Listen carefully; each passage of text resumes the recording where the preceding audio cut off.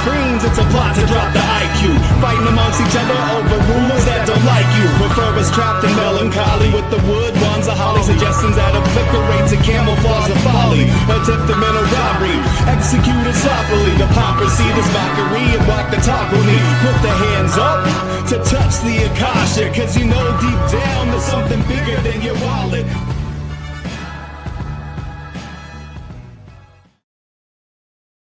Sweet eternal balance of all that is good, true, and beautiful, friends. Welcome back to Rogue Soul, where tonight we're going to be talking about Islam, radical Islam, the history of violence of radical Islam, and whether or not Islam could be a non-violent religion. Cheat answer, yeah, it can be. And also, let's be realistic about the world, what's been happening and what is happening, especially given the current genocide, or I should say uptick in genocide in Africa, because it is not new at all. It is a historical fact that Islam has been slowly, or some might say quickly, relative to other religions and cultures, forcing its way through, especially Africa. In other areas of the world, more and more so nowadays as well. So we'll take a look at that. And, not to say the like, I have Black friends thing, but it is true. I've been friends with many Muslims in my life, and none of them were people who would have, proposed or participated in physical jihad, an actual spiritual war on the physical level. All of them may have, gone into the jihadi side of inner war, which is what jihad is actually more commonly and more often even in the holy texts described as. There are really explicit rules to, sort of hot war, physical war, however you want to think about, war between peoples in the holy texts. And so, if you were to read Islam's holy books, you would see those rules, and they're very specific, but they also definitely are compelling those who ascribe to these beliefs to go and wage these wars in physical reality, and to take over areas that are not currently Islamic, and to force them to be Islamic, and to kill the infidels or kill those who are not of the religion. So that's there. And I'll also say, aside from having known and been very close with many people who are Muslims and are not ascribing to that way of life or supportive of that way of life, I will refer to them as westernized Muslims. Some people just say non-radical. That's true too. That's fair too, if you want to use that. I'm going to say westernized. And so that's the term I'll be using to describe those Muslims, of which there are many. And I would say, the vast majority, especially in the North American continent, are going to be westernized Muslims. So if you've encountered any of Islam in your life and you are in the West, that's likely what you've encountered. So you have to honor your own bias in that. You have to honor your own skew in that. Because if I would have gone through life only having, been the teacher of many Muslim children, and also, then friends with many Muslim people in the West, that would have been my perspective, was that, Islam's no different from any other religion. It's just, it's cool. People try to be good people. They've got a community and a church and, a mosque in this case. No different, just a slightly different take on it, until I realized eventually the radical Islam that is the reality for most of the world. It is not the reality in the West, and it was yet, or hasn't been so far as much, but is quickly becoming potentially radicalized, and that's because of weaponized immigration. I would have never seen that. I would have never known that, because we aren't told about it in general in the West. We don't see it in our history books. We don't read about it, and it's considered racist for some reason to talk about it or look into it, especially in the leftist sort of woke environment, which is what I was raised in and what I sort of adopted unintentionally. And, and then in education, it's reinforced. So, that's all I got, was that, like, oh no, Islam is exactly the same as every other religion. It's all good. And if you don't like it, or if you try to, say that there might be a problem with it sometimes in some places, you're the problem, you're the racist, and you're hateful. And that couldn't be further from the truth to just, understand, learn about, and acknowledge reality. And so we should be able to talk about these things in a non-hateful but very realistic way.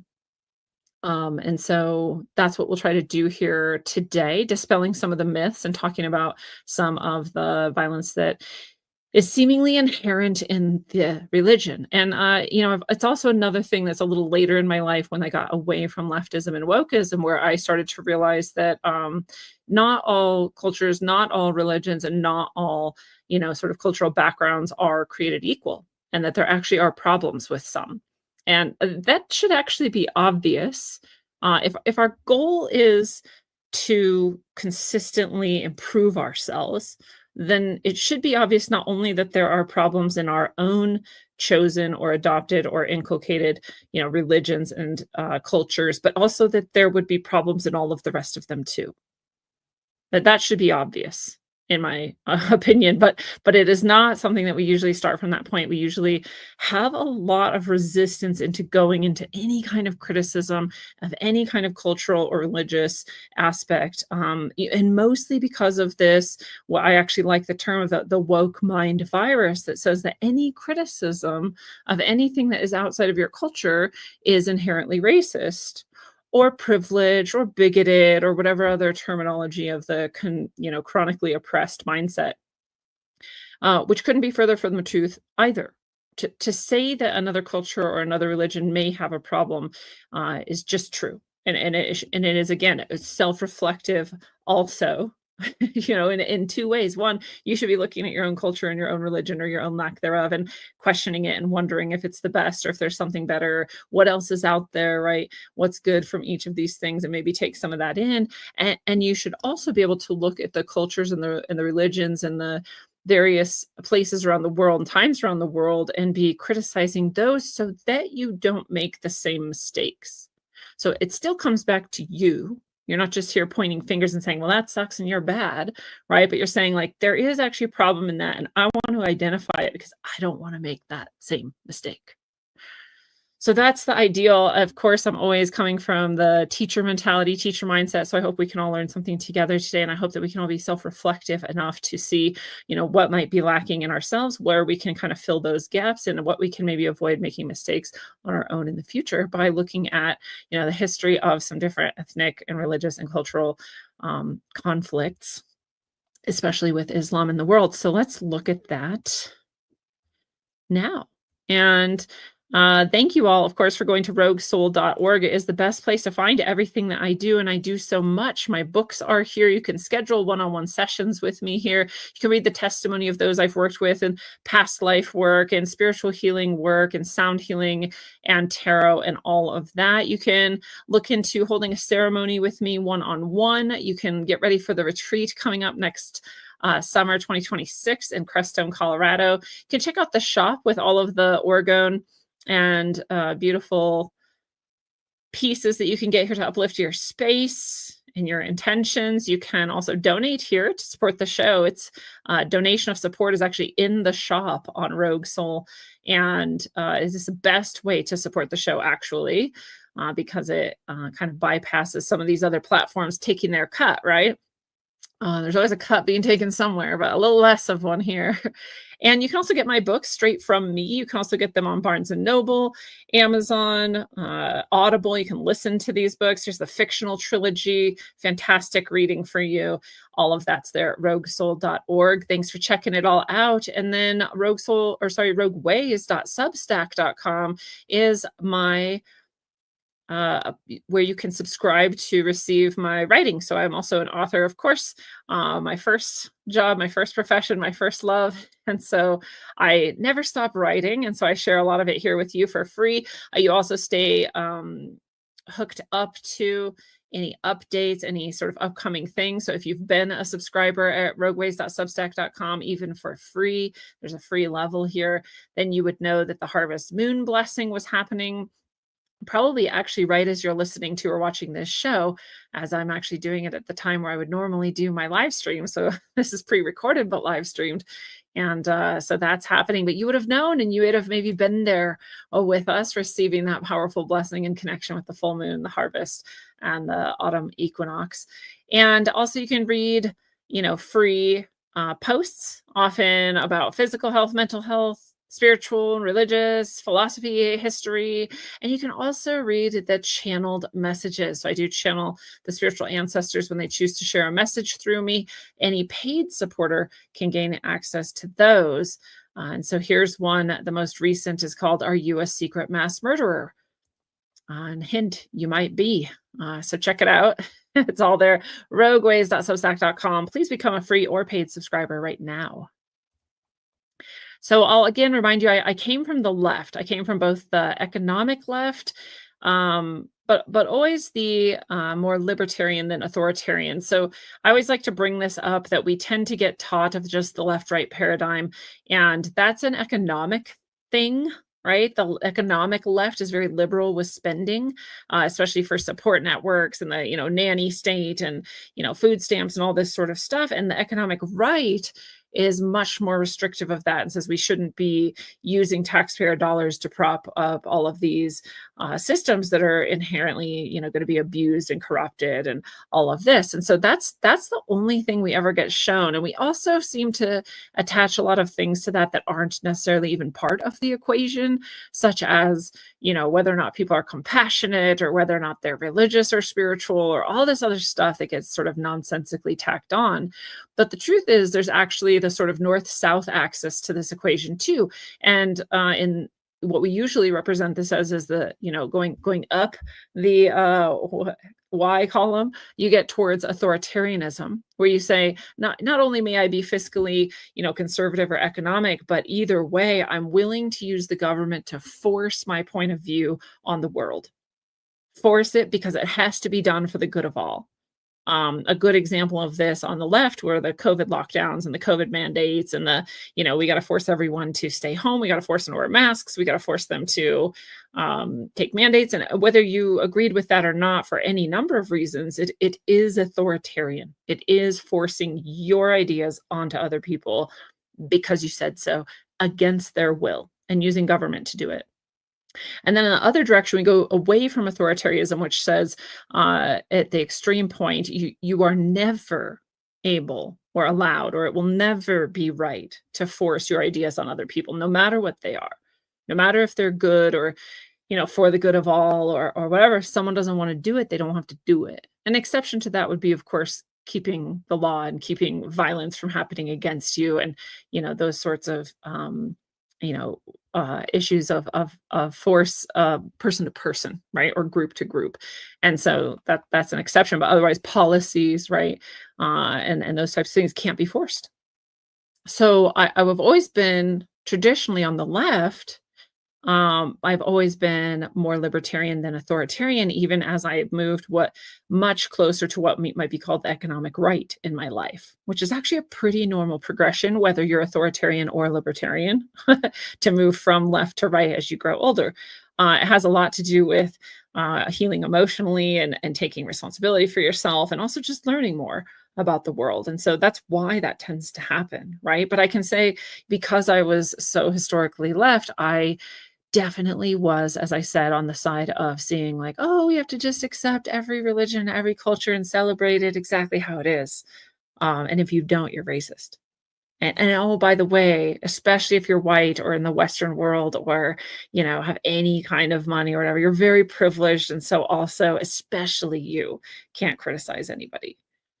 So pretty insane, actually. This is not actually very well balanced. And so I've moved, of course, again, always still away from authoritarianism and much more towards the economic right. And that's just sort of my background.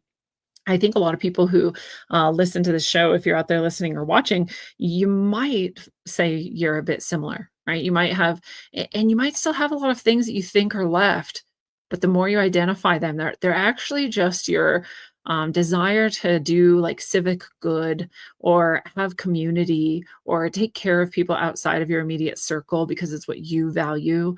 And you might be able to, like me, put that in a place that isn't governmental at all, doesn't even belong anywhere on this spectrum. And that's where I put things in terms of, our spiritual or our religious commitments to humanity, which aren't a government issue and shouldn't be and should never be. So even some of the things that still sort of like twinge my heart from the leftists, that I get, that are very compassionate. I'm like, but still, that's not a government issue.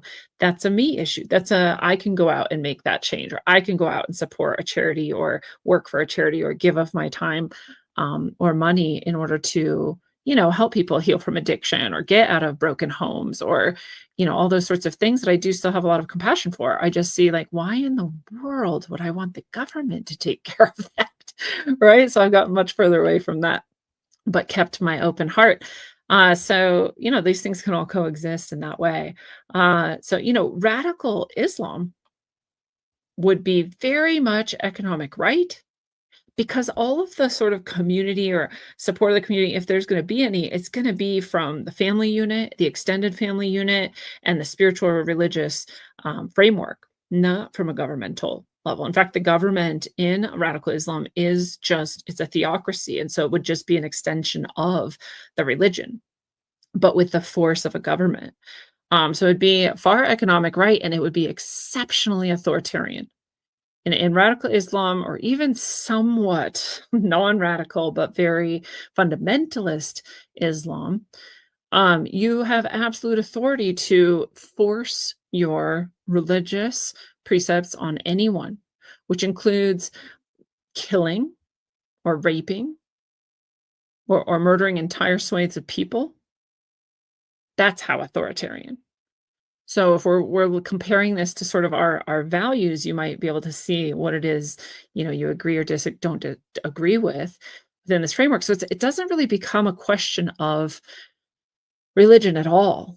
It becomes a question of how is this religion specifically weaponized, especially with the force of military or government apparatus, in order to force itself upon entire populations. So the combo is exceptionally dangerous.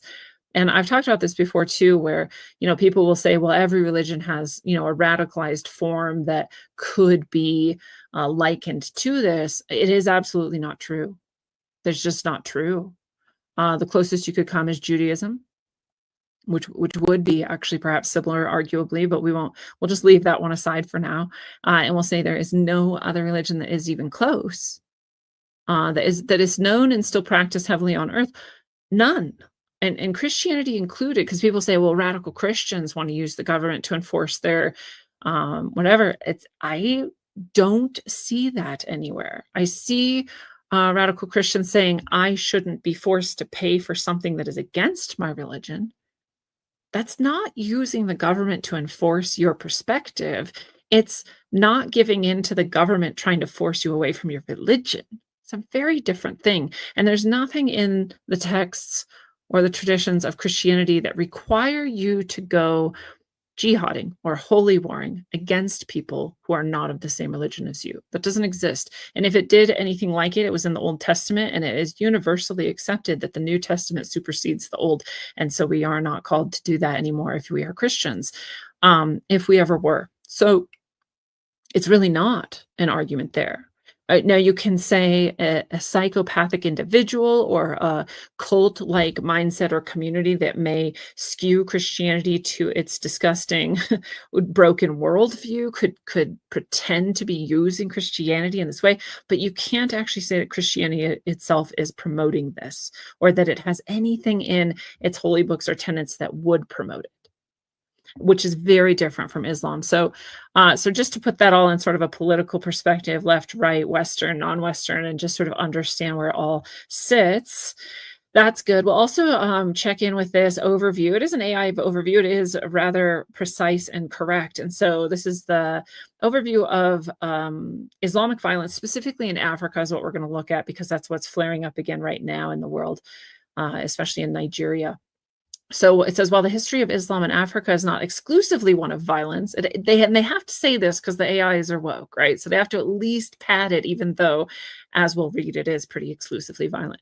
The religion's expansion and presence have been intertwined with conflicts. This is a very nice, pedantic and way of describing the conflict and the violence that Islam has spread throughout its history in a nicer sort of way, right? Whitewashed. So conflicts, forced conversions, and the brutal Arab slave trade. So we're all big on slavery, but we will never talk about the slave trade of white people in the world, and we will never talk about Muslims' slave trade and Arabs ever, or Black people for that matter. We only talk about the Western white slave trade of Blacks. That's it. That's the only slaves you can talk about. You can't talk about all the slaves in Asia. You can't talk about all the sex slaves being brought across the border under the border crisis under Biden. You can't talk about any of those things. And if you do, you're, ignored, dismissed, crazy, trying to like get out of accepting responsibility for yourself. And you can be like, well, no, I understand slavery was bad in the US. I'm just wondering why we don't care more about the traditions and the places where history was even worse. Sorry, slavery was even worse historically, and that it still continues today. Why aren't we more concerned about that? Not trying to get out of anything, saying like, I think that's more important. I think what's happening right now is actually more important than what has happened in the past. Aside from the past being really good for context and really good to understand how we got to where we are now, what's most important to me is what's happening right now. And it's just not a thing. We're just not taught. We don't talk about it. It's not on media. It's not popular. You get called lots of names if you bring it up. I have lost more friends, not over my stances on COVID, not over my anti-authoritarianism, not over my very consistent views over many, many years that everyone knew about, but because I brought up non-African slaves and slave trades. That has lost me the most friends, the most followers out of anything else controversial I talk about. You count it, and then you watch them all go. It's amazing how you're not allowed to talk about it. So the Muslim slave trade is not a thing we're allowed to acknowledge. The historical record reveals periods of conquest, expansionist jihads, and militant extremism for the medieval era through the present day, essentially since the beginning of Islam itself. Islam's initial spread across North Africa in the 7th and 8th centuries CE was driven by military conquest. The Byzantine territories were conquered, including Egypt and North African coast. It was part of a rapid expansion that led to the formation of an extensive caliphate, which is a holy, religious government. Conversions, the conquest required non-Muslims to convert or pay the jizya, a subjugation tax. So if you were unwilling to convert, you could pay this tax. That was in like the lightest form of the jihad and the conquest. Because much more frequently you'll see if you don't convert, you're just murdered. Way easier, right? Way easier to get complete subjugation there. Some North African people, such as the Berbers, initially converted through coercion, while others converted gradually over time. From North Africa, Islam spread into West Africa via trans-Saharan trade routes. While much of this process was gradual, it also involved periods of conflict. So we're still back in the 7th, 8th century after Christ. The Arab slave trade was a brutal institution that lasted over 1,200 years, involved the enslavement and transport of millions of Africans by Muslims. So again, you can rail against the crown and the, sugar trade, slave trade, and all of that all you want. You should. And you maybe should also understand all the other slaveries that were ongoing. In fact, in the US, we were the first to say, like, you know what, we can't do this anymore. And then the rest of the world is still doing it in many ways. Not just in the like wage slave kind of like, oh, you're a slave to your culture. No, I mean like slavery. I mean, like, we will abduct you and force you to do things until we kill you. So yeah. 7th century to the mid 20th century, it says. And this is also misleading because it is still going on today. So from the time that Islamic extremism, however you want to describe it, forcefully spread through Africa, Africans have been enslaved, and they still are traded as slaves today under Islam. Hasn't ended. So don't let the AI overview fool you. There's modern day slave trade going on in Africa. China's part of it and the US is part of it. And, it's all corporatist as well. So that blurs the lines a bit. But it's going on. It's going on. It's going on more so under Islam. In the 11th century, it says, series of jihads aimed at religious purification and political power reshaped African societies, meaning they were no longer taking the tax, and you could no longer just say like, "Oh, maybe later I'll convert." They were like, "Convert now or die." So it got a bit more violent, extremely. Uh, in 2019 and since then, there's also militant groups, and it says they're linked to the Islamic State and Al Qaeda. They're Islamic either way. And here in the modern age, we can get into like, China's fueling some of this, and the US is fueling some of this, and Israel might be fueling some of this. And so a lot of people might dismiss it and say, well, then it's not really just Islamic expansion and all of this. But the people doing it don't feel that way. They're happy to take money from whoever's funding them, but their goal is still Islamic purity and Islamic expansion. They're still willing to kill anyone who's not Muslim. And it's so easy for us to ignore because we're over here in the West and we don't see it and no one talks about it and you're not allowed to because it's racist or whatever. But in Africa, this is a reality that people have had to live with for centuries. More than four, I just mean right over the centuries. Centuries. So it's easy for us, if we have any privilege, what it actually is that we don't have to be real about this because it doesn't directly affect us, right? So they displace people more often. They are killing everyone, and anyone who happens to hear the word that they're coming and runs away might survive.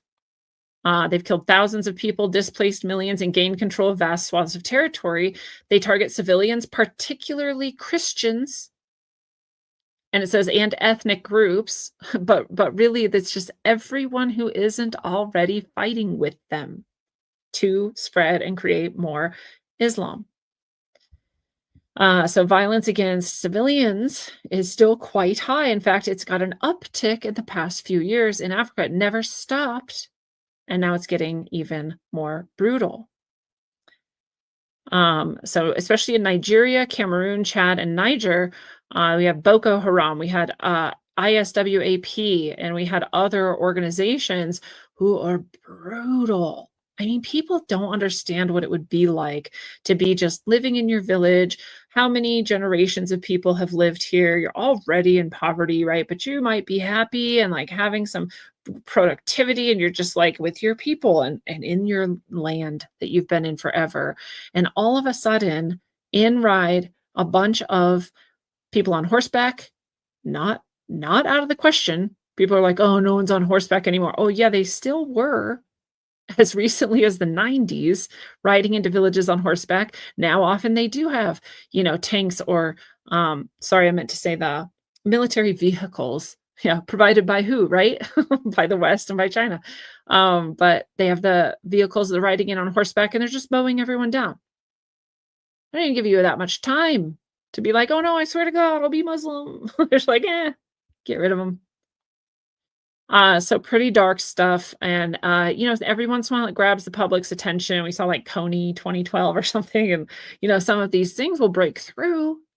And sometimes people will start to pay attention. Usually you could question, like, why is it every once in a while we're allowed to pay attention and care about it, or promoted to pay attention and care? And I'll suggest to you that it's when China's funded Islamic forces are happening to win instead of the US's Islamic forces are happening to win. That's what I'll suggest to you is the reason why we every once in a while care.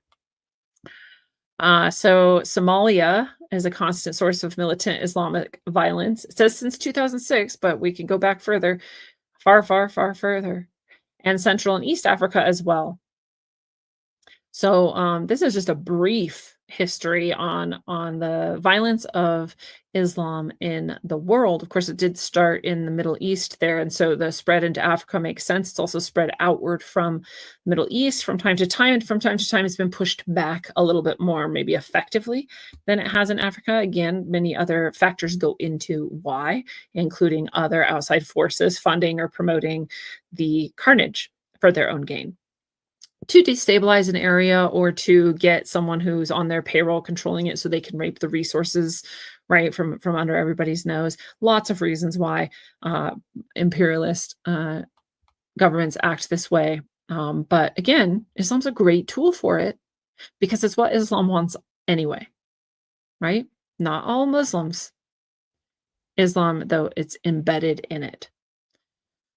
So, we also have this from Newsweek. Christians are being wiped out in Nigeria as millions face death. So again, I've been talking for a while about how Christians are the most persecuted, most murdered, most oppressed religion in the world. And again, here in the cozy little West, it would seem the opposite to us. We'd be like, Christians have the upper hand, like this is a Christian nation essentially, and it has been the whole time. And so, and we see all this like Christian seeming, imperialism in the world. And so isn't Christianity oppressing more people? And then we had the Crusades, and there's all this violence, and we burned witches and all that stuff we're taught. All that stuff we're taught. We're not taught that most of that wasn't really a Christian thing. The witches, yeah. The Crusades, yeah. What is it? I just said it. Purging of all of the non-Christians in Europe, or all the people who are perceived to be not Christian enough. Inquisition. Yeah. But you can't actually talk about like the exploration of the world as like a Christian conquest. It was definitely one of the things that they wanted to do, was bring Christianity to all the areas of the world, but wasn't the motivator. Empire and money were the motivator. So I would argue just because they were also Christians doesn't make it Christian violence. But you can go any way you want with that. We still have more violence from Islam, even if you count that. We still have it. And throughout history and consistently and ever growing violence. So it's much more concerning than that at some point in the past, you might have been able to argue that Christianity was the most violent and, the most oppressive, whatever. Not so for so long and not so now, but with Islam, it never stopped, right? Again, Judaism's a whole other question. We've talked about it lots in various ways, and so we're not even going to touch it today. But this is from Newsweek again, just recently, just in the past week, and it says Christians are gradually being wiped out in Nigeria as millions face death, displacement, and kidnapping from jihadist groups. And people don't really know. Again, jihad is outlined in the holy text as something that you should be doing. You should be jihading. And yes, there's an internal jihad where you look for the places in yourself where you aren't pure enough and aren't holy enough, and you get closer to God. And I actually love that concept, like turn it inward, right? Like, what are you doing? But there's the external hot war, take over whatever you can and kill the infidels, those who are not Muslim, jihad. And it is commanded. And it has not been superseded by any orders. And it's still the holy text. So several NGOs have told Newsweek that this is happening. It says, if nothing is done in the next few years, Christianity will cease to exist in Nigeria. This is from the founder of local International Society for Civil Liberties and Rule of Law in Nigeria. That is the fear for most Christian Nigerians, said Christian human rights lawyer who is using a pseudonym. Gradually, Christians are being wiped out and churches have been destroyed. The situation in Nigeria made headlines after comedian Bill Maher said Christians are being systematically killed and blasted Americans for not paying enough attention to it. And good for him for doing so, because again, it's a super taboo subject. Most of the left is so violently anti-Christian that if you even mention Christianity, they'll like act triggered and freak out. It's pretty extreme. Remember, I was one. I've seen it in action decades ago, and it hasn't gotten better. So if you even seem to be friendly at all with Christianity, let alone if you call yourself a Christian, you will be like pushed out, marginalized, like treated like the enemy. Like, it's insane. So to speak openly on behalf of Christians, it's a risk for a leftist. It's a risk. So Bill Maher doing this as leftist, I think is pretty honorable. And so he calls this out.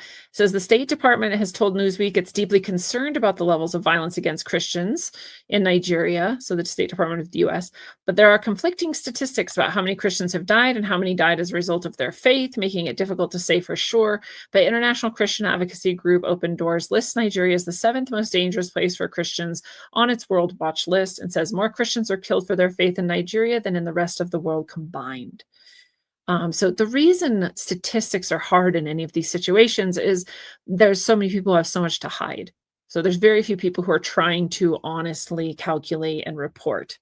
There's, the ruling, government is being influenced again by China or the US usually, and then they have something to contain. And then the Islamic forces are definitely like, oh no, we don't kill Christians at all. We're totally chill. Like, and they've even said leftists are their favorite because they're so easy to control and they're so distracted with meaningless jihads of their own, like, having pride parades that they're like, yeah, we'll take them any day.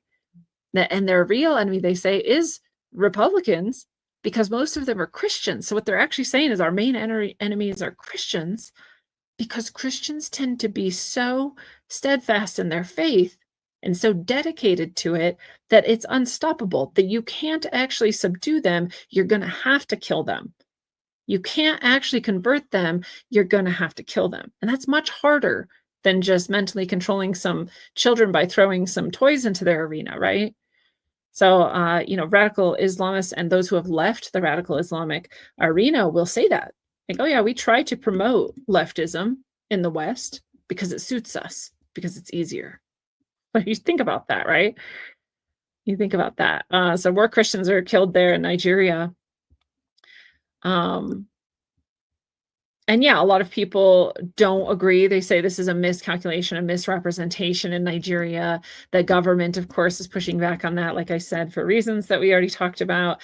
And so they're saying you're really simplifying this very complicated situation. And it's like, things aren't usually actually that complicated. Like, they can be, but a lot of times it's pretty straightforward. And going into churches and killing people while they're praying is pretty straightforward. Being openly anti-Christian is pretty straightforward. And being of a religion and being in a group which has explicitly vowed to kill all the infidels or those who are non-Muslim, it's pretty straightforward. It's not that complicated. It says Christians are attacked every day. There are people who will appear on motorcycles and motorcycle gangs and just attack individuals or groups or churches, very specifically because they are Christian. So people are saying, up to 50,000, 100,000 people have been killed in Nigeria alone. It says there's 106.6 million Christians in Nigeria, which is almost half of the population. They're the most targeted in the northern Muslim majority states. But there's this belief and understanding that these bigger jihadi groups and Muslim groups in the country are preparing for an outright and explicit onward expansionary attack, as has been their trend since at least the 7th century AD or CE, we say now. So yeah, I mean, like, if people who've been watching this trend and paying attention, and the people who are in those groups themselves are saying that's their goal and that's what they want to do, we should probably believe them. We should probably believe them. And so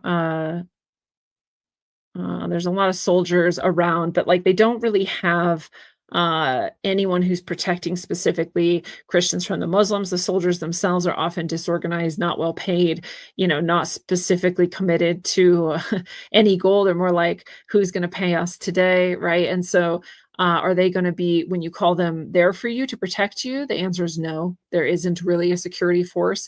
So you'd have to be your own if you were going to be a Christian in Nigeria.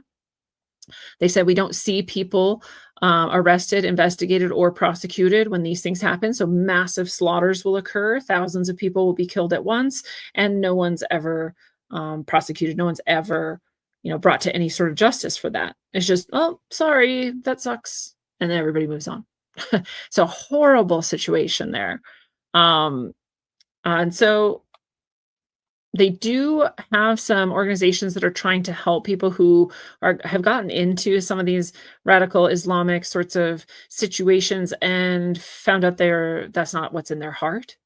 Because that happens, right? If you're raised in this and sort of like you go from like leftism maybe over more towards fiscal conservatism as you age, you're more likely as you age also to be like, what are we doing? Is this right? No matter what my religion says, should we just be slaughtering people? Like, that doesn't feel right. But you're kind of stuck, right? That's your family, that's your friends, that's maybe how you get paid. And so there are organizations that are trying to help people out of that if they're genuine, if they really want reform and they really want to not be involved in this anymore. And I think that's really cool. There's definitely the argument to be made again that a lot of people were sort of pushed into this um, arena where it's easy to become radicalized if you have been radically underprivileged in your life. It's really easy to say like, I deserve better, I deserve more, and have all this anger and all of this pain and all this trauma, and say like, cool, I'll join you, we'll go killing, right? And we see that also with gang warfare and the like. And so this is a common thing. So it's cool that we have at least some people looking out for the people who want to get out of that.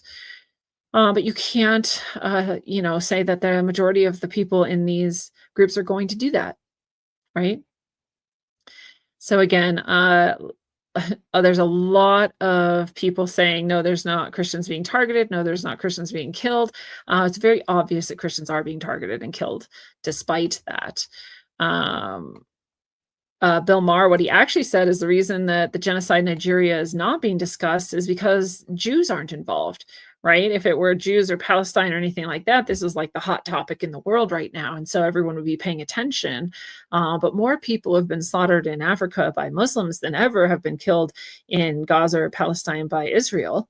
Or vice versa, if you think that Palestinians are killing Jews, you could also say the same, right? It's just doesn't even come close. But that's the conflict we're all paying attention to. And I don't think you shouldn't. That's great. And also you can expand your horizons a little bit to see like what else is going on in the world. And this, if there's that many more people targeted and that many more deaths and that much more of a sort of large scale operation, why aren't we? And why haven't we ever been talking about it, right? And so that's what he's saying. Like, well, if it was Jewish people, we would be. But since it's Christians, no one cares. And it's really true. We've been brainwashed in the West to think like Christians are the scum of the earth, or the scourge of the world, and we should by all means not care about them and perhaps actively attack or reject them. And in this case, ignore their plight because they deserve it, those dirty Christians. My God, it's pretty extensive and weird, in my opinion. Like, why just Christianity, But yeah.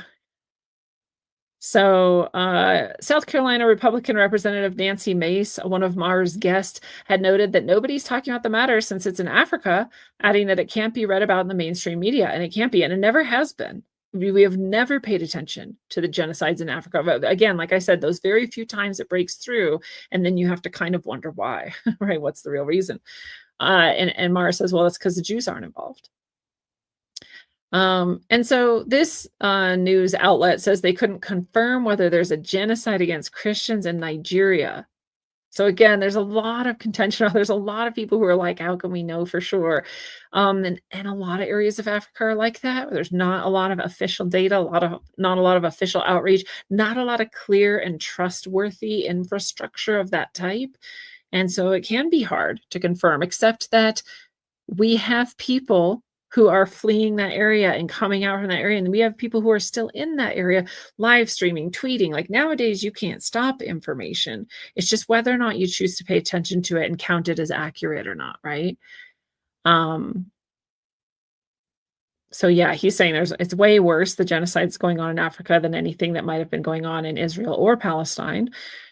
And yeah, the Nigerian government rejects the claims. It says they're baseless. The federal government strongly condemns and categorically refutes the allegations, Nigeria's government says. And then they say, well, there has been violence by those terrorist groups, and they do happen to be Muslim groups, but they're not directed at Christians per se. There's just anybody who happens to be around. It's like, well, no, not really. Sometimes it's Muslim to Muslim. And almost always it's Muslim to non-Muslim or Muslim to infidel. So, the Jews have the goy, the Muslims have the infidels. Mm. The Christians don't have an equivalent. So here's a opinion piece on the Alpina News. This is from October 3rd. This is by Tim Graham. It says, genocide against Christians, that's not news.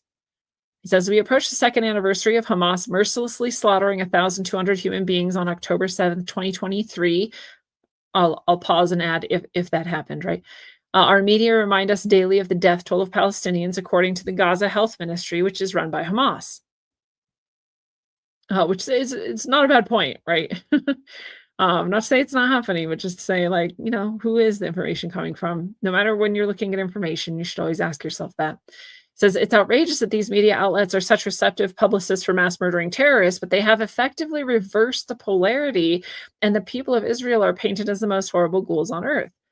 I don't necessarily, I feel like it's a worthy point of view to look at, because it isn't one that I have primarily found to be presented or even true. And so therefore it deserves maybe even more investigation from me, but we're putting this part of this article aside for now. Again, you can think whatever you want and go into it however you want. On the latest Real Time with Bill Maher, the stridently atheist host said something surprising. He says, I'm not a Christian, but they are systematically killing the Christians in Nigeria. They've killed over 100,000 since 2009. They've burned 18,000 churches, Maher said, referring to violent Islamists in Nigeria, such as Boko Haram and more. This is so much more of a genocide attempt than what's going on in Gaza. They're literally attempting to wipe out the Christian population of an entire country. Where are the kids protesting this? And he's speaking of how, popular it is to protest this on college campuses in Palestine and all these things, but nobody's ever protesting this. That is wokeness at work. The Palestinians are the marginalized brown people that need to be centered in the media. We know how overwhelmingly anti-Israel our most prestigious campuses are. Meanwhile, African Christians who aren't Black aren't newsworthy. Maher began by acknowledging, if you don't know what's going on in Nigeria, your media sources suck. You're in a bubble. That would be the vast majority of the American media. Nobody's hearing the health ministry statistics from Nigeria about the 100,000 killed since 2009. By the way, that's a very modest estimate. Very modest. We've known for decades that most of our national media outlets don't have reporters based in Africa, let alone Nigeria. African nations aren't considered as important as Middle Eastern nations, and it feels like the entire United Nations has the Free Palestine virus that would end Israel's existence. Maher discussion began because Representative Nancy Mace brought up the UN General Assembly. We had the president of Syria, prime minister of Syria, and while he's there speaking at the UN, there were Christian villages in Syria that were being burned down. And I've talked about this recently too. What the US and Israel have done in Syria is reprehensible. And Christians, since we had our coup there, and since we praised the butchers and the terrorists and the Islamist extremists and put them on the pedestal and put them into power, Christians have burned and died and been tortured in Syria, including other religious minorities of the Islamic variety, but also and especially Christians and Jews. Very interesting, right? Very interesting that no one cares about that. No one talks about that. Because you're not supposed to, because that's not what serves the US empire, right?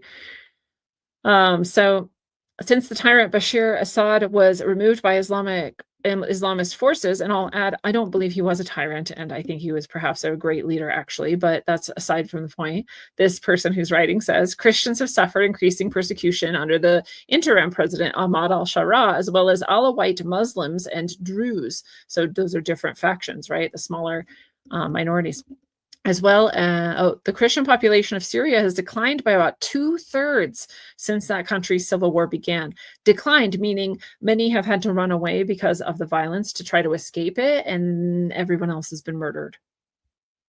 These stories are not front-page material or network newscast fodder. Among the global political and media elites, Christianity and Judaism are not favored religions, whereas Islam is clearly favored, starting with Palestine. You're a bigoted Christian nationalist if you worry about the impact of mass Muslim migration into Western countries, including on campuses. And so I'll pause there and I'll say, despite that, you can find plenty of examples. And here's where the difference lies.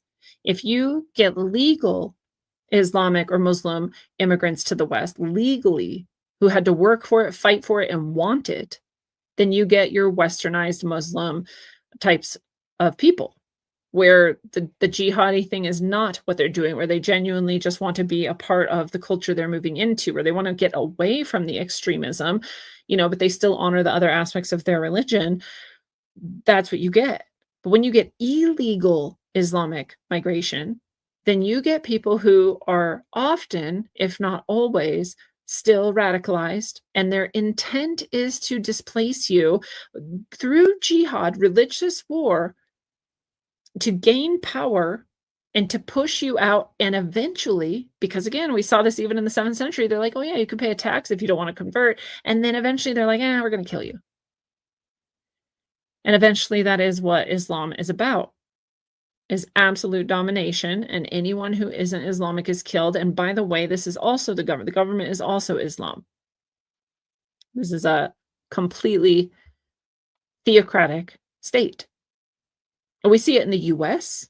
We see entire cities now where they are changing their flags and their phrases to Arabic, to Islamic inscriptions. They're speaking, they're having the call to prayer 5 times a day. And when other citizens who aren't Muslim and who are here before all of these people just got dumped into towns like Dearborn, Michigan, coming up and saying in the city hall, like, hey, I'm concerned about this. A, it's a noise ordinance. B, now you have a terrorist street named after a terrorist. And they're like, we get out of here. You don't even belong here. This is our city now. Just saying that to them. So it's not a hidden thing that this is the intent, that, and again, almost exclusively all illegal immigrants who are Muslims are more of that variety than the westernized, right? And we just don't talk about it. We're not allowed to talk about the rape gangs in Europe. We're not allowed to talk about the burning of churches in Europe. We're not allowed to talk about Islam's attack on the West and Christianity in specific, but also just the West in general. And I don't even know why. Again, because people are afraid of being called racist. But you can go find them saying it themselves. It's not racist to acknowledge what they say they're doing and want to do. That's just smart. You just listen to people when they tell you who they are. So I'll go on. He says, earlier this year, the media celebrated as some kind of free speech hero, whose radical group at Columbia University openly celebrated the October 7th massacre. They also openly declared, we are Westerners fighting for the total eradication of Western civilization. Again, a lot of college kids, a lot of young kids, a lot of, communists, leftists, socialists, they're also very anti-Western, very anti white and Christian. That's if you said that about any other group, you'd be a racist, bigoted, small-minded, narrow person. But if you say it about white people or Christians, somehow you're great. Somehow you're noble. Somehow it's so good and accepted, celebrated even. I find that fascinating. He says it's comical that liberal journalists consider themselves the guardians of democracy, major part of Western civilization, but appear so supportive of this kind of tyrannical Islamism. They couldn't find their verbiage in plain sight. The New York Times brought the gooey testimony of Khalil's friends who were describing him as kind, expressive, and gentle. They do this every time they like someone, actually, right? They did it even with, the alleged assassin of Charlie Kirk, Tyler Robinson, whether he is or not. But they were like, oh, look at him. He has all these loving texts with his boyfriend. And isn't that sweet? I mean, isn't everyone sweet when they're in love? Like, what does that have to do with being an assassin, right? But you would paint someone that way if you are somewhat supportive of what they're doing. And that tends to be the case here. So you're supporting your own destruction of your own culture and heritage and giving it over to the most brutal and violent, oppressive, authoritarian movement in all of history. That's extreme. But people don't even think about it. They don't even realize what they're doing. They're just like, oh, you don't like Muslims because you're racist. Because you're Christian. Like, no, I love Muslims. I don't love Islam. Not anymore.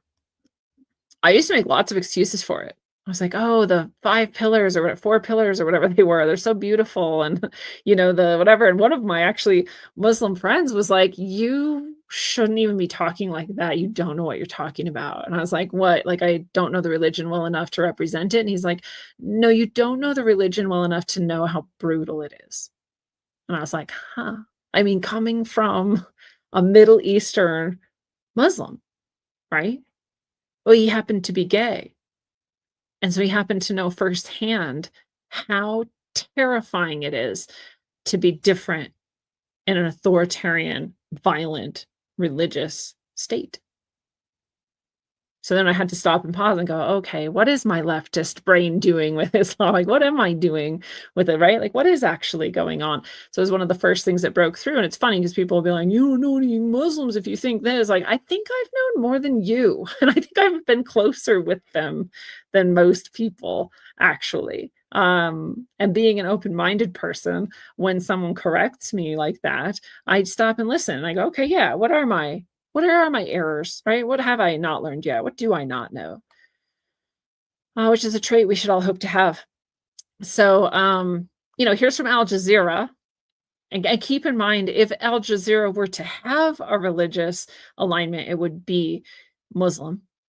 Al Jazeera is a Middle Eastern publication that is specifically anti-imperialist, anti-Western, anti-white Christian, you might say. This is why I used to read them, because I wanted the, take outside of my Western box. And I found that to be very helpful. And I think that's very cool. It's why I went to Press TV. It's why I go to RT, Russia Today. It's why I've, used international news sites my whole life, because you get a much bigger picture of what might be going on in the world. But you still have to know the bias of each of them. For example, you can't trust Russia Today for news about Russia. You can maybe trust it for news about, the West and EU and these other places, but not about Russia. You can't trust Press TV for news about Iran or Islam. You can't trust Al Jazeera with fair news about Islam, right? So same thing, you just have to know your source, no matter what it is, and you have to know its bias, and you have to know what is less trustworthy about it. And so Al Jazeera has this opinion piece that says, no, Bill Maher, there is no Christian genocide in Nigeria. And it says, from Boko Haram to herder-farmer clashes, Nigeria's crises are complex, and simplistic genocide claims fuel propaganda, which, like, very technically, they're not wrong. It is complex. There are people who just get into one clash or another because they don't have food and think maybe this way they'll get it. Absolutely. So you can totally get into things like that. And that's why I said it's nice that we have these programs that might help people get out of some of these things that they've realized, I don't want to be a part of this anymore, shouldn't have in the first place. That's cool, because it is nuanced, because there are cases like that. And you also are stupid if you deny that this is a primarily Muslim versus everyone else problem. It is propped up from external influences. It is intentionally incited. And also, it wouldn't happen if there was a different framework. You couldn't make Christians do it. You can make Muslims do it. They still chose to do it. And it's still because it fit their religious expectations and tenets. So yes, there is a Christian genocide. It is very specifically aimed at Christians, but Al Jazeera or Muslim-leaning outlets are not going to tell you that. And again, they're going to highlight all those nuances, and that's cool. There's no problem with that. It's still worth you reading this article to get some of those nuances. You just have to remember all the other things you're also learning and then put them all together, right? So we also have this conference going on that goes on from time to time. It's Persecution and Genocide of Christians in Sub-Saharan Africa, organized by the International Center of Law, Life, Faith, and Family.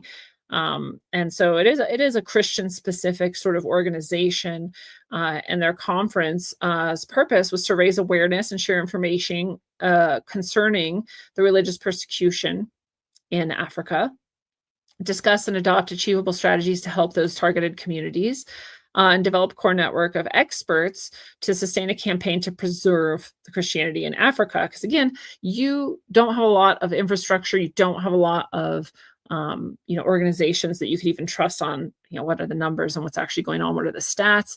And so they want to also just increase their ability to both report on it, keep it understood in the world, keep an eye on it, and also hopefully promote the safety of Christians. So pretty interesting. They say Sub-Sahara is notorious for religious hostility against Christians. Nigeria is the worst one of all. Over a decade, more Christians have been deliberately murdered for their faith by Islamic extremists in Nigeria's northern and central belts than in all of the Middle East combined. So that includes like Syria and some of these places. It's still higher in Africa. There's just more people there as part of it. And also, there's a lot less possibility of potential blowback, right? Again, we have our eyes on the Middle East a lot more than we do on Africa. So all kinds of then cases are also highlighted: doctors, brides, congregations, kids, tiny children, families, teachers, priests. Again, it's often brutalizing, torturing, murdering, and raping people, obviously stealing anything that might be of value and then burning to the ground anything that's left. Again, no longer do you even really see the attempt to force convert people. It's just go in and kill. So very different. So, there's groups that are looking into this, but perhaps from a more objective angle and trying to bring light to that. You can always get in touch with those types of groups if you're really concerned, want to do something to help or support, or feel like maybe you're shining a light on this and giving some hope to some people over there. And there is an appeal to the Trump administration to redesignate Nigeria as a country of particular concern. This is actually from March of this year. So, about 7 months ago. So even though this is sort of coming up because of Bill Maher, even more so in the public light, there are people who have had their eye on it because, again, the uptick has been of concern over the past many years. Africa, again, always been a problem, getting way worse. So this is specifically coming from Chairman Representative Chris Smith, New Jersey, chairman of the House of Foreign Affairs Subcommittee on Africa.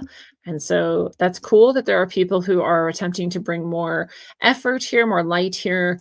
We'll see where that gets people.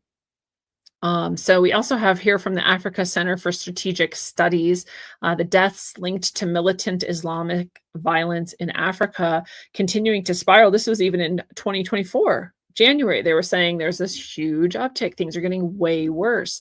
We have this spiraling, and we have the growth of all of these different Islamic groups. And even though it looks like, oh, look, Africa's so huge and there's only a few places where there's, these dots, these are just where you can specifically say, here's the official group that is doing this, and their specific intent, is to spread Islam in a violent way. In a lot of these other areas, you still are getting this, but it may not be as official. It may not be as recorded. And for the reasons we said, we may not have the numbers. There's nowhere in Africa really where this isn't happening. So these are just a lot of the main areas where it is more likely to happen, including Mozambique, North Africa, Somalia, the Sahel region, and Lake Chad basin.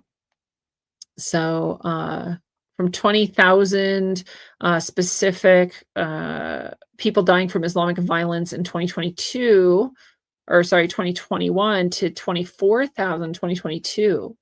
So that was just from 1 year. They're saying it's almost a doubling since 2021 to now. Oh God, it's awful. So they break it down, all these charts and all of these whatever, and they also point out they don't have good numbers. It is a guess, and so they're always being conservative in those estimates to be fair. But realistically, you could say there's a lot more than what we know. That people are more than people are willing to again contribute to specifically Islamists. And again, it's because of whether or not the group is official or not. So you could have a group of people who are all Muslim, and they might go out, and target some Christians and kill them. But because they're not aligned with an official militarized or militant group, then it doesn't count. So again, a lot of the numbers are a lot lower than they actually are. A lot of the areas where it's happening, it's not as clear as some of the others. And so that's not indicative that it is not happening. It is more indicative of not knowing. So really disturbing. Again, this actually first came to my attention reading Dave Eggers, and I think I read this book in 2009. So this was a, a period of time, I'm going to say from 2009 to 2000, like, I don't know, maybe even 20, where I was like slowly breaking apart liberalism in my sphere. I was like, wait a second, all these holes were appearing everywhere. And actually, it even started earlier than that, because in 2006, I think it was, where I left communism. That was the beginning of like, hold up, like what? And I've told you guys about that many times. So, this whole time, just more and more. And Dave Eggers, well, I will believe you would classify him as a leftist. One of my favorite authors, left or not, he's just fantastic. If you've never read A Heartbreaking Work of Staggering Genius, it is a heartbreaking work of staggering genius. And this book by Dave Eggers that I read because it's Dave Eggers and for no other reason is called What is the What? And I didn't even know anything about it. I just knew it was Dave Eggers, and so I wanted to read it. And it turns out it's about this young man who is in Africa living in a village, and this is in the 1990s or early 2000s, living in just a random village with his non-specifically religious, just their traditional tribal ways, not religion, not Christian, not anything else. And just a group of Muslim intifadis came in and murdered his entire village. And he hid in a tree and watched it all happen. And I won't tell you the rest except to say it's heartbreaking what this person had to go through. It's a true story. It's slightly fictionalized just because, stories are not often as linear as we want them to be. And so there's just a few things I think he took a little bit of liberty, and like the actual conversations aren't word for word. It's that kind of thing. But it's a true story otherwise, that this person gave permission to Dave Eggers to put into this form and publish it. And this was my first encounter of like, well, hold up. Like, Muslims just go through Africa and just kill people for no reason. Like, this is just a thing that happens. I didn't even know that before this book. So it's a great book anyway. Dave Eggers is great. His work is great. But this was my first encounter with that. And I want to say, if you are also sort of like, what? I haven't heard this, or I don't know, or maybe Lindsay's just a racist.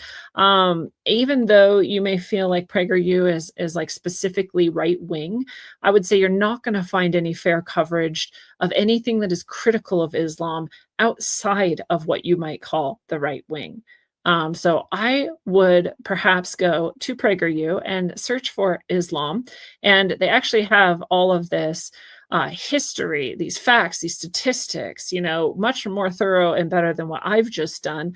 So you can educate yourself on it. And at the very least, you can educate yourself on what some of the right wing thinks about it. Even if you don't end up adopting any of the views, you can still explore the facts and the perspectives, which is what an intelligent person would do. And so what radical Islam and the woke have in common, and this isn't even where I got that, but that is just a theme. You can find radical Islamists celebrating when leftists win, wanting leftists to win, talking about how they hope the left continues to win because they're so easy to control. It's amazing. Go look. This is just outside of right or left wing. That's just what Islamists often say. Islamic terror, what Muslim Americans can do, the dangers of radical Islam. There's actually a playlist in here of like 20 videos that are just about Islamic extremism. Will radical Islam destroy the West? Navy SEALs experiencing Islamic extremism for the first time. Here's the playlist, the dangers of radical Islam. Why do people become Islamic extremists? Daughter of a jihadist leader explains why she rejects her Islamic upbringing. So lots of really good, interesting stuff. In Sri Lanka, Christians targeted by Islamic terrorists. Sri Lanka. Again, we just talked only about Africa, but this is a worldwide problem, and especially with weaponized mass migration as well. So lots of good stuff here. It'd be worth checking some of those out. And I'll just remind you again in the end that we have plenty of people around us, especially in the West, who are Muslim and are not extremists. And at no point would I say it would ever be fair to say that everyone of a certain group, no matter what the group is good or bad. No matter what the group is, you're going to find both. You're going to find that there are nuances in every group. You're going to never be able to say blank group is blank. So no matter what the group, you can't make a blanket statement about it, right? That's just true.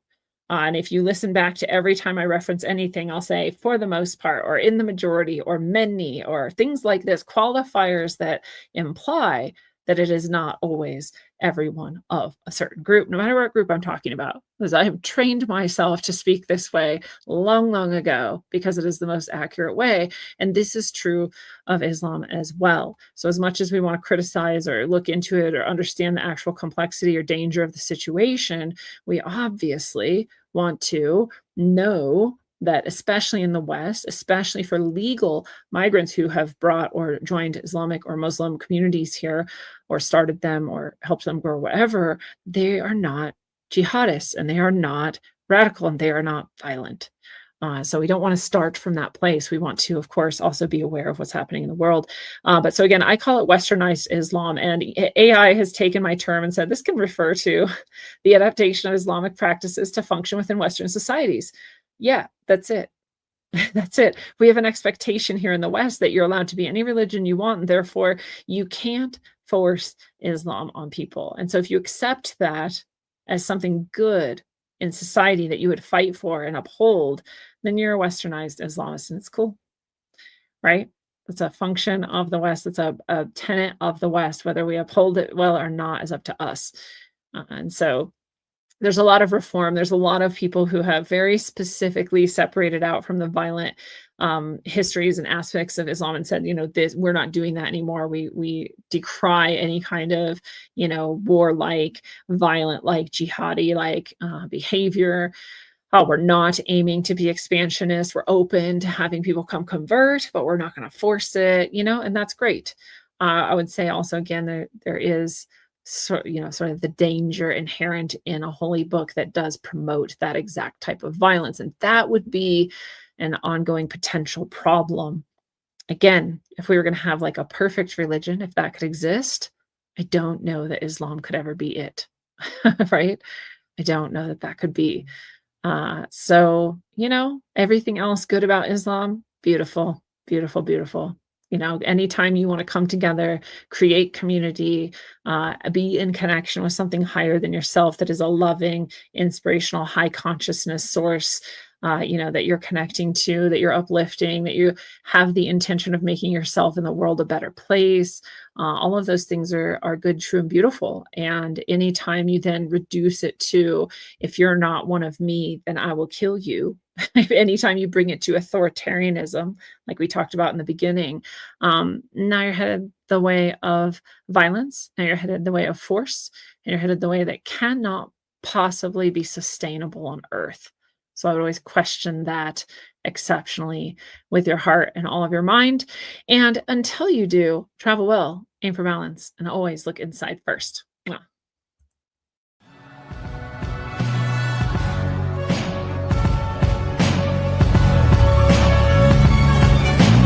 Glued to these screens, it's a plot to drop the IQ. Fighting amongst each other over rumors that don't like you. Prefer us trapped in melancholy with the wood ones of holly. Suggestions that obliterate to camouflage the folly. Attempted mental robbery, executed sloppily. Hypocrisy, this mockery, and walk the talk with me. Put the hands up to touch the Akasha, cause deep down there's something bigger than your wallet.